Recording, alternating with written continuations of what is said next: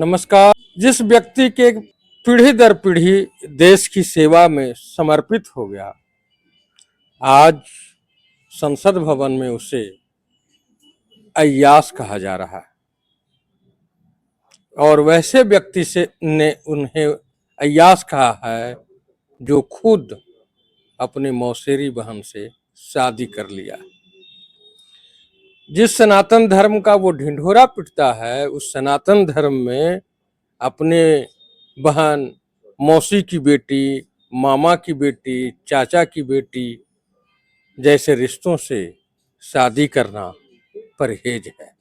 उसके बावजूद वह अपने मौसी की बेटी से शादी करता है और जब लोग यह पूछते हैं तो कहता है कि अब तो बच्चे जवान हो गए, अब इस सवाल का कोई औचित्य नहीं है। आपके बच्चे जवान हो गए तो औचित्य नहीं है, और जिस व्यक्ति को आप अय्याश कहते हैं उनके कई पीढ़ी काल के गाल में समा गए। जिस व्यक्ति ने देश को चलाने के लिए अपनी संपत्ति दान कर दिया, जिस व्यक्ति ने के कई पीढ़ी कुर्बान हो गया, उसे आप अय्याश कहते हैं। आज इसी मुद्दे पर चर्चा करने के लिए हमारे साथ हैं कांग्रेस नेता अरुण पाठक जी। सर, आपका हमारे चैनल में बहुत बहुत धन्यवाद सर। सर, दुबे जी जो सांसद हैं भारतीय जनता पार्टी के, बराबर जब भी संसद चलता हो या संसद के बाहर नेहरू जी को वो घसीटते रहते हैं। अभी उन्होंने पूरे जोर दे करके कहा कि मैं कह रहा हूं कि नेहरू वास्तव में अय्याश था। क्या नेहरू जो भारत के पहले प्रधानमंत्री हुए, आज़ादी की लड़ाई में अपने समय का बिताए, उनकी पत्नी भी आज़ादी की लड़ाई में, उनकी बहन, उनके माताजी स्वरूपा रानी, उनके पिता मोतीलाल नेहरू, उसके बाद उनकी बेटी, उनके जो दामाद थे, सभी आज़ादी की लड़ाई में अपनी भूमिका में रहे। और वैसे व्यक्ति के लिए जब इंदिरा गांधी चुनाव हार गई, प्रधानमंत्री नहीं रही, तो जो उस समय के मुख्य विपक्षी नेता थे जयप्रकाश नारायण, उसने भी चिंता किया था कि इंदिरा के पास अपने कोई प्रॉपर्टी नहीं है, उसके जीविकोपार्जन कैसे होगा। और उस परिवार के लिए इस तरह के सोच रखने वाले व्यक्ति के बारे में आप क्या कहेंगे? देखिए, पहली बात तो मैं बता दूं कि डिग्री दुबे, उनको मैं डिग्री दुबे कहता हूं, ये बहुत अज्ञानी व्यक्ति हैं। इनको अब पूरी भाजपा अज्ञानी है, इसका प्रमाण है जब जब प्रतिपक्ष के नेता श्री राहुल गांधी अंग्रेजी में स्पीच करते हैं संसद भवन में, तो ये सब चुपचाप बैठे रहते हैं। क्यों? इसके पीछे कारण क्या है, ये सबको समझ में नहीं आता है। उनकी भाषा जो है ये सबको समझ में नहीं आता है, और जब हिंदी में करते हैं तब ये सब गाली बकने से लेके बेहुदा इडियट कहने से लेके सब करता है। हम जानते थे पहले कि माननीय प्रधानमंत्री ही चौथी फेल है, ये तो सब के सब पांचवा से छठवा फेल है टोटल। ऐसा मत बोलिए। ऐसा मैं बोल रहा हूँ। डिग्री दुबे को बताइए, इस माननीय सांसद हैं तो संसद की गरिमा घटा दिया, जब महिमा घटा समुद्र का, जब रावण बसा पड़ोस। समुद्र को कोई जीव लांग नहीं सकता था, लेकिन जब रावण बस गया तो उस पर राम ने सेतु बना दिया। दुबे जी को बिल्कुल अज्ञानता है, ज्ञान ही नहीं है। बताइए, जिस परिवार ने आजादी से पहले इतनी लड़ाइयाँ लड़ी, 11 साल पंडित नेहरू जी जेल में रहे, प्रधानमंत्री भी बने, देश की अर्थव्यवस्था उसमें कमजोर थी, तो उन्होंने अपनी संपत्ति को बेचकर आनंद भवन जैसे अरबों की प्रॉपर्टी को बेचा और अपने घर का माने स्वर्ण मुद्राएं या सोना को बेच करके देश की अर्थव्यवस्था में लगाया। इस परिवार के माने दो दो प्रधानमंत्री शहादत दे दिए देश को, और वैसे परिवार को ये महामूर्ख सब कहता है कि यास या देशद्रोही, तो कहा जाएगा कि ये सब के सब जाहिल हैं, जाहिल कहा जाएगा ना इनको। अब ये बताइए, ये सनातन पर बहुत लंबा चौड़ा भाषण देने वाले हैं डिग्री दुबे, तो डिगरी दुबे को ये सनातन का ज्ञान ही नहीं है। हमारे सनातन धर्म में मौसेरी बहन, ममेरी बहन, चचेरी बहन को सगी बहन माना गया है। तो उससे शादी करके ये क्या ज्ञान दे रहे हैं जनता को? जिस जनता के ये प्रतिनिधि वो जनता का अपमान कर रहे हैं, संसद के गरिमा को अपमानित कर रहे हैं। राहुल गांधी को देखिएगा, कोई ना कोई मेकअप करते हैं और ना कोई सूट पहनते हैं 10 लाख का, 5 लाख का, ना चश्मा पहनते हैं। वह व्यक्ति अपने चेहरे पर कोई क्रीम नहीं लगाता है, पानी से मुंह धो करके और तैयार रहते हैं। वो इसके विपरीत मोदी जी को देख लीजिए, 5 लाख रुपया इनको पर सप्ताह सिर्फ अपने चेहरे के डेंट पेंट और बाल के उजला करने में इतना खर्च करते हैं बाल सरकार को का। उजला करते, लोग काला करता है, उजला नहीं, करता ये है। उजला करते हैं, अच्छा, ये उजला करते हैं।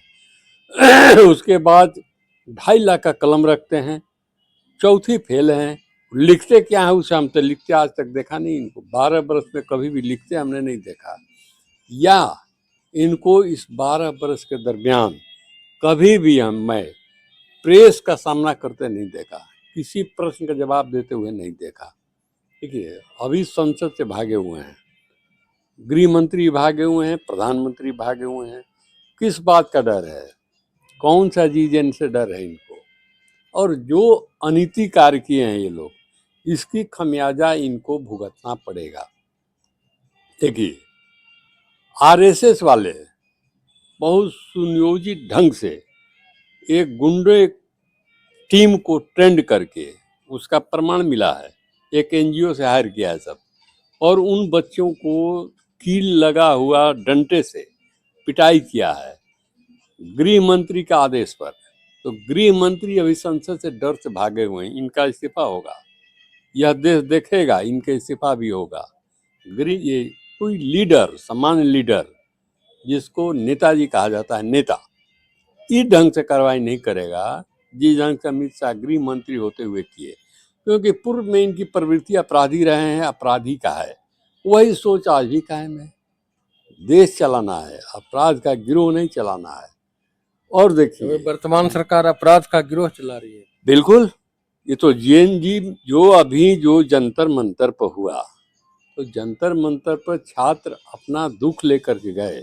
लेकिन बड़ी मीडिया तो ये दिखा रही है कि जंतर मंतर पर धरना के दरमियान वहां काफी कंडोम मिला है, यूज तो किया हुआ। वो मीडिया गोदी मीडिया है, और इनकी भी कुटाई बहुत जल्द होने वाली है। पहले जैसे भाजपा के नेताओं की कुटाई शुरू हुई है, अभी झंडा लगाना लोग छोड़ दिया है, अभी झंडा लगा के चलना भाजपा के लोग छोड़ दिया है, झंडा सब उतार दिया है, क्योंकि कुटाई हो रही है, बच्चे कूट रहे हैं, और गोदी मीडिया को भी कुटाई होनी है। इसी सब कारण से जंतर मंतर जहां लोग बैठे थे वहां धुलाई कराया गया है, सफाई कराया गया। ये तो गोदी मीडिया का प्रोपगंडा है। ये ऐसा देखिए, जहाँ बच्चे रहेंगे तो मूंगफली खाएंगे, पॉपकॉर्न खाएंगे, कुछ खाएंगे, तो गंदा होगा ही होगा। कोई व्यवस्था तो वहाँ है नहीं, ऐसे ही धूप में रहना है, वैसे ही बरसात में रहना है उनको, ये टिके हैं अभी। ये बहुत बड़ा है। और ये गोदी मीडिया का भाई कि कंडोम मिला, अरे भाई ये कौन सा मीडिया, कहाँ से फोटो लाया? सब एआई से बना करके डाला। अब गोदी मीडिया भी कुटाई के डर से ओपनली घूमना बंद कर दिया है, घूम नहीं रहा है, क्योंकि जनता और छात्र इनकी भी कुटाई की तैयारी कर दिए हैं, ये भी कुटे जाएंगे। ये सब जितने गोदी मीडिया हैं, ये सब कैपिटलिस्टों का है। कैपिटलिस्टों ने मजबूर करके वह एजेंसी को खरीद दिया, सरकारी दबाव डाल करके उस पर केस करवा के उस चैनल को खरीद दिया, और वो सब गोदी मीडिया बना है। मैं नाम नहीं लूंगा, लेकिन बहुत सा मित्र हैं, मैं जानता हूँ कि कल तक उनके पास आधा का पौवा पीने का पैसा नहीं था, आज अरबों में खेल रहे हैं। आप आधा पौवा का दाम जानते हैं, आप तो पीते नहीं। आप पीते नहीं, लेकिन नमो जानते हैं ना। अच्छा, जाहिल हम थोड़े हैं।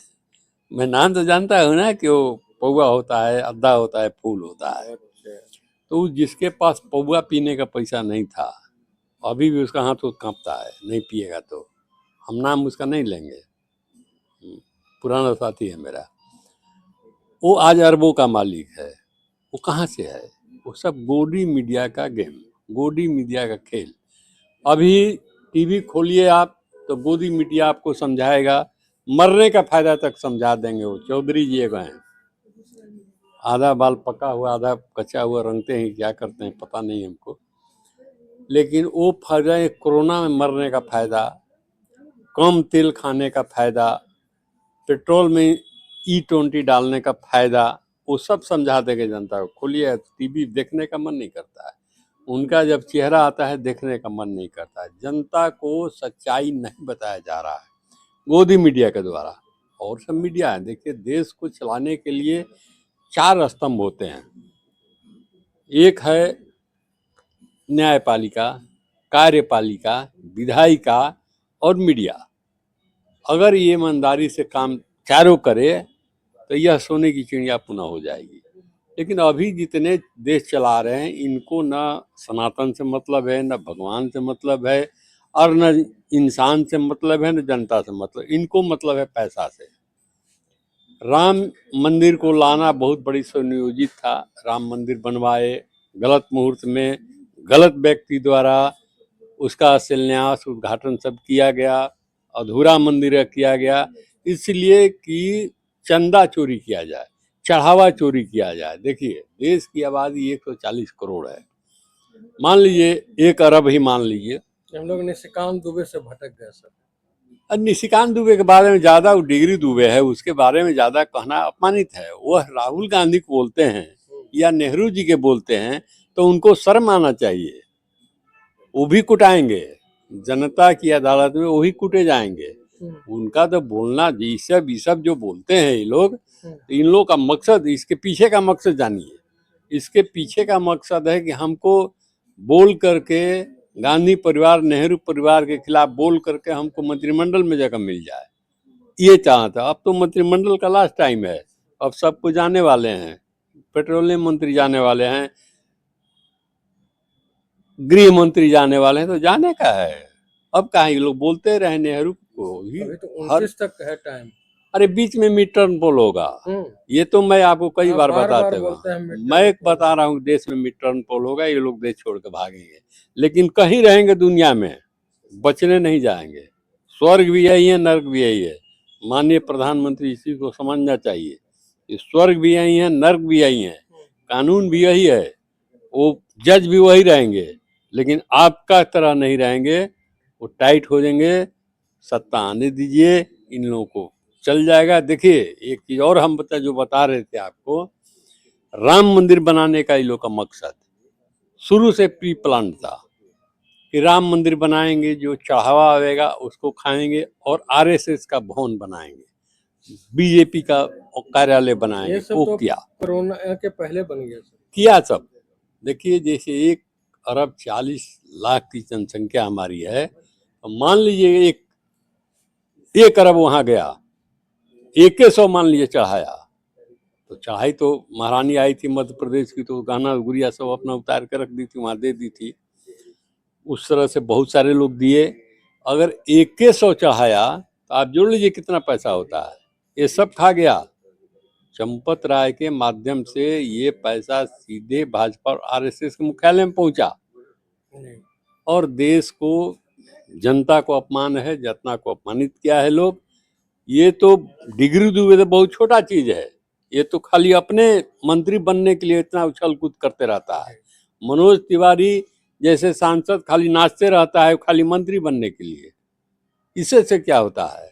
इशारा कहीं और है, ये सब पतंग है। लटाई पड़ा हुआ है मोदी जी के पास, अमित शाह के पास, इनका भी हिसाब होगा। यही देश, यही लोकतंत्र में होगा। ये सब जाएंगे, देश में टॉप पोल में जाएगा। जी, अब समय जो दिया उसके लिए धन्यवाद। जी बहुत।